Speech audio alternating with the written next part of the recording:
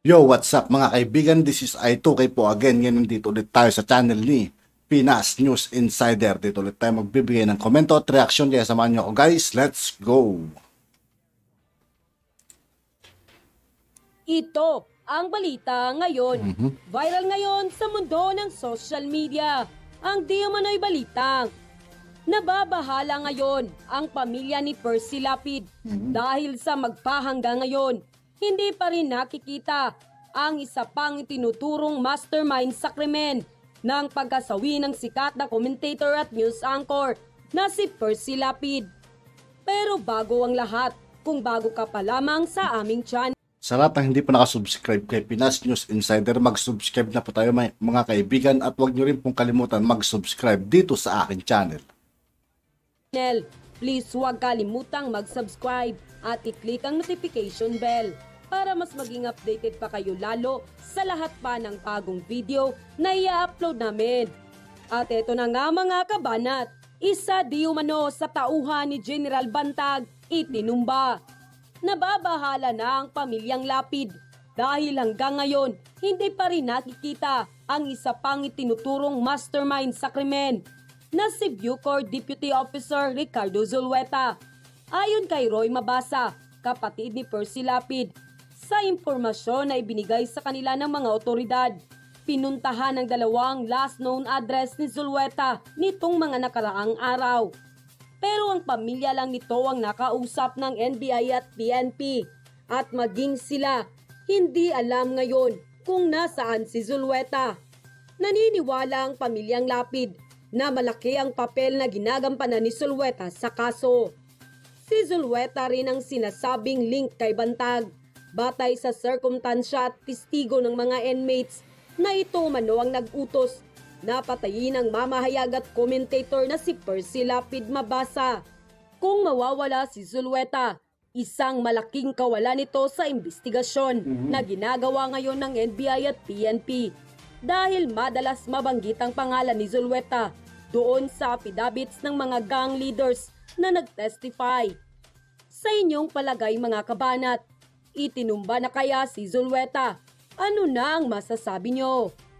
Samantala, at dahil nga sa balitang ito, ay agad namang nagbigay ng kanilang reaksyon at komento ang marami sa ating mga kababayan.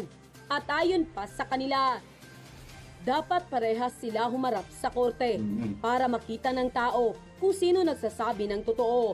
Ipalay detector test si Bantag at Rimulya. Huwag nang magpapogi kung wala kayong tinatago. Let us pray that Zulueta will come out. Mabuhay kay General Bantag. God is speaking with you. Nagtataka rin ako kung bakit ang isang hired gunman ay sumuko at nagturo pa ng mga kasama. Samantalang pwede naman niyang sabihin na binayaran lang siya ng hindi niya kilala. At bakit sa simula pa lang ay lagi nilang binabanggit na galing sa taas ang utos. End quote. Sabi ni Secretary Boyeng, ngayon malakas na ebidensya, nagpapakita na talagang malaking motive na napakagalit siya. Ang sagot doon ni General Bantag, sabi niya, kasinungalingan yun. Unang-una, sabi niya, kasi sabi ni Secretary Boyeng, yun daw, pagpunta ron, will form the basis of the Cinderella Man story. Yung Cinderella Man refers allegedly to DG Bantag, isang government official na nag-amass ng wealth. Yun daw, kaya nagpunta ron para gawin na yung Cinderella Man video. Ang sabi ni DG Bantag, that's a brazen lie, kasi nungalingan yun because noong September 5 pa nagawa yung video yan. Katunayan, sabi niya, September 7, pinadalahan ko siya ng video. Kasi, humihingi ako ng guidance kung anong gagawin ko doon sa video. Kasi, ang feeling na raw, sinisiraan siya. Bilang boss, humihingi siya nga kung anong pwede kong gawin. Pero in-ignore daw ni Secretary Boyeng. Kaya nagtataka siya, ba't ayaw man lang akong sagutin ito? Kaya ginawa niya raw, ito ay pinadala niya sa mga kabatch niya sa PNP Class 96. Doon sa kanilang group chat. And he was asking them kung anong pwede niyang gawin, anong legal remedies niya. Sabi naman daw sa kanya, demanda mo. So sabi niya, masyado namang halata na hindi totoo yun. Kasi September 5 pa yung nagawa supposed to be pagpunta ron na gagawin pala. Nagawa na, pinadalaan ko nga siya. Kaya sabi niya, pangalawa sabi niya, nagre-resign na ako from at the inception of his taking over the Department of Justice. I was already resigning, pero ayaw niya akong payagan. Kaya para sabi niya, in hindsight, na-realize ko na ngayon, mukhang kaya ako pala hindi tinatanggap na mag-resign kasi gagamitin niya ako sa kanyang mga political plans sa 2025. Ginagamit niya ako ngayon. Pagkatapos iniipit niya pa ako. Alam mo, mabibigat yung mga issue na binitawan ni DG Bantag. Like for instance, gumagamit daw siya ng marijuana. Mabibigat na mga ano yun. Kaya sabi ko, dapat sagutin ni Secretary Boying. Kasi pag hindi mo sinagot siya, rightly or wrongly, the perception of the public na napakinggan si DG Bantag, maniniwala sa mga sinabi. Kaya hindi naman po pwede yun. Kailangan marinig natin ang panig ni Secretary Boying. Kaya sagot ni Secretary Boying, hindi ko papatuloy niya. Talk is cheap. Kaya nga yung sagot ko naman doon, talk is cheap, but talk is cheaper if you do not respond to the issues raised against you. Kasi these issues are startling and discomforting. Kailangan sagutin mo yan. Marinig ng tao kung ano naman ang panig. Yeah. But Secretary, Attorney Sal, at this point, so yes, merong cause for concern si Bantag if magiging bias yung proceedings at the level of preliminary investigation, pati yung sa prosecutors. But then he can also go to the courts. Want to question yung ma-appeal pa, di ba, if there's a finding of, like, kung matuloy man, magkaroon ng resolution yung at the level of the prosecutors to file a complaint, that is something that can still be questioned. But pwede pa siyang ipa-reconsider. But even when it goes to the courts, don't you think meron independent body at that point that will be able to determine whether the complaint has any leg to stand on? Kaya ang problema nga dyan, paano kung bigla mag-issue ng warrant of arrest at hindi determine yung may probable cause? That's true. Yung nga pala kasi ang feeling niya, pag ako nagpahuli o sumuko at dadalhin ako sa kulungan, ay siguradong patay ako kasi marami akong binanggang mga kriminal. Yung pa pinupunto nga pala ni DG Bantag, sinasabi nila na ako daw ay nag-utos. Si Zulueta naman nag-utos doon sa mga 3 commanders. Sabi niya, itong 3 commanders, tao ito ni Agoho. Or rather, yung hindi yung 3 commanders, kundi yung gunman, si Escorial, at saka yung middleman, si Villamor. Ang sinasabi, itong dalawang ito, ay tao ni Agoho. Nagalit na galit sa kanya at gusto siyang patayin. Ito rin 3 commanders. Galit na galit din sa kanya ito. Sabi niya, ano naman ako, napaka-bobo ko naman, 1 million bobo ko na. Uutusan ko yung mga gustong pumatay sa akin na magpumatay sila ng ibang tao. O nga naman. May logic doon. Yung mga ganung may issue sa kanya, kailangan sagutin mo yun. Kaya naman dito, kahit dito sa Amerika, yung mga nakausap ko dito, puro hindi naniniwala kay Bantag. Hindi naniniwala na si Bantag ay mastermind. Para sabi niya, parang labag sa sentido ko yung mga ibinibigay nila kay Bantag. Di ba? Yeah. But nasa na nga ba? Bakit daw hindi nila mahanap? I mean, I guess at this point, parang naka-zero in na lang kay Bantag. Are there efforts na hanapin din si Zulueta? Yan ang itatanong natin sa kanya.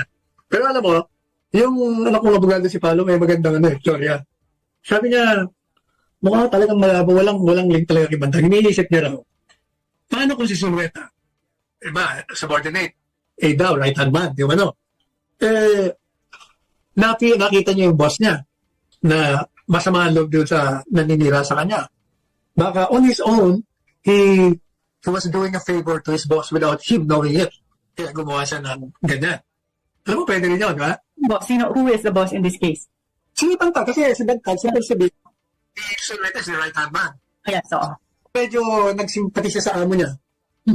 Ang ginawa niya ng paraan para ma-eliminate yung pinaasar nitong boss niya nang hindi niya nalalaman. Pwede rin yun. Yeah. Pero alam mo, pinakamabigat sa akin na isa sa pinakamabigat na ebidensya na nagpapakita na hindi siya yung mastermind. Kasi nung sinabi niya na on September 7, I sent him a video of the Cinderella Man story. And also simultaneously, I sent the video of the Cinderella Man story to my branch in the PNPA. Madali sabi, what he's trying to tell all of us is that how the hell can I be a mastermind when sinabi ko na yung galit ko sa taong yan sa pamamagitan ng pagpapadala ko ng video sa kanilang lahat na iinis ako. Di ba? Kung mga, sinabi ko na sa buong mundo. Nang ako may makit na. Makit siya na pagtalat niya naman. Sinabi ko na sa buong mundo yan. Alam mo, mabibigat yung mga ganun. Yeah. Interesting. Anyway, may mga nakakausap ako mga Igorotes. Marami rin akong kilala during the campaign. Napunta ako dyan sa Cordillera, sa Baguio, marami tayong mga yung kaibigan mga leaders. You know what they are telling me? Sabi niya, Teresa, Hindi kami naniniwala na si Bantag. So bakit naman? Una-una, igurot yan. Kasi pag igurot, ang kultura namin, pag kami galit sa tao, pag kami sinaktan, siniraan kami, talaga papatayin namin yun. Pero, kami mismo ang papatay. We will not ask anyone to do it for us. Yan ang aming kultura. Ganun ba? Yung mga ganyan bang bagay. Pero talagang may problema. Alam mo, perception-wise, may problema talaga ang mga investigador dyan. Saka yung DOJ din. Kasi nga, nagsalita kasi sila na, dapat di kasi sila nagsasalita yung tungkol sa ebidensya. Pabayaan nila ang investigador. At yun nga po mga kaibigan, dito po nagtatapos ng ating reaction video. Muli ako po si I2K ng Sundalo ng Dunggalo at 811. Maraming salamat sa patuloy na pagsuporta. Yeah! Peace out!